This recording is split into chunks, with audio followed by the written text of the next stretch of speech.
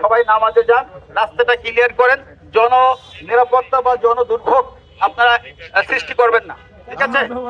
আপনারা please please আপনাদের সকাল থেকে আপনারা কথা আমরা সকাল থেকে শুনেছি, আপনাদের দাবি আমাদের জানা আছে, আমরা যথাযথ কর্তৃপক্ষের কাছে এই দাবিগুলো উপস্থাপন করেছি।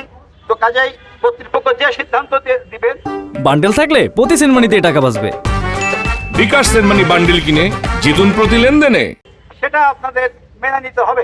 তো এটা একটু হয়তো একটু সময় লাগতে পারে, প্লিজ আপনারা রাস্তাটা ছেড়ে দেন। কত সময় হ্যাঁ, রাস্তাটা ছেড়ে দেন। শেষ নাই না, এটাই রক্ত দিলে আর মারবে না। প্লিজ আমরা সামনে বিষ খেলে পরে তারপর এই তালবানা শেষ হবে। রাস্তাটা ছেড়ে দেন, প্লিজ। Thank you. রাস্তাটা ছেড়ে দেন, রাস্তাটা ছেড়ে দেন।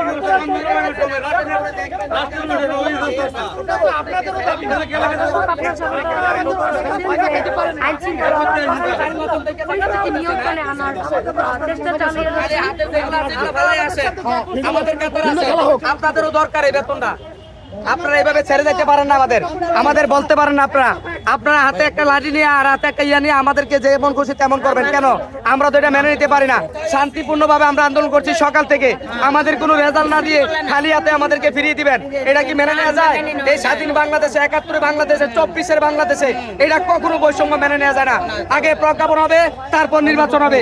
আগে প্রজ্ঞাপন হবে, তারপর আমরা স্থান ত্যাগ করবো। ১৪৪ ধারা কেন ৫০০ ধারা ৪৪ ধারা জারি করলো আমরা ওই। এই মুহূর্তে আন্দোলনকারীদের সরিয়ে দিতে আবারও জল কামান প্রস্তুত করা হয়েছে এবং কাকাল মোড়ে কিন্তু আন্দোলনকারীরা অবস্থান নিয়েছেন এবং এই মুহূর্তে কিন্তু আবারও পুলিশ অ্যাকশনে যাওয়ার চেষ্টা করছেন। আমরা লক্ষ্য করছি যে পুলিশের যে জল কামান সেটি সামনে আনা হচ্ছে।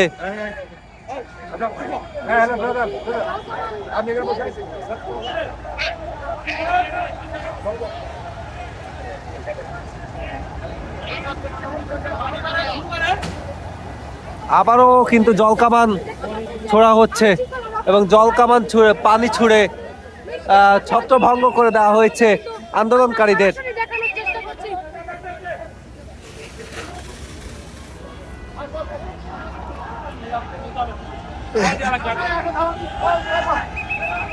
দর্শক আপনারা কিন্তু যেমনটা দেখছেন যে বাহিনী কিন্তু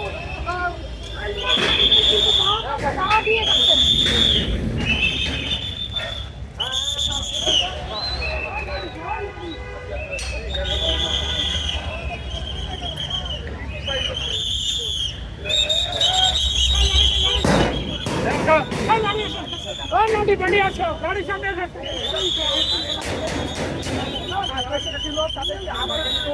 প্রধান উপদেষ্টা বাসভবন যমুনার সামনে আন্দোলন করছিলেন পে স্কেল প্রত্যাশীরা। তারা আজকে বেলা ১১টা নাগাদ প্রধান উপদেষ্টা বাসভবন যমুনার সামনে চলে আসে এবং সেখানে বিক্ষোভ প্রদর্শন করে।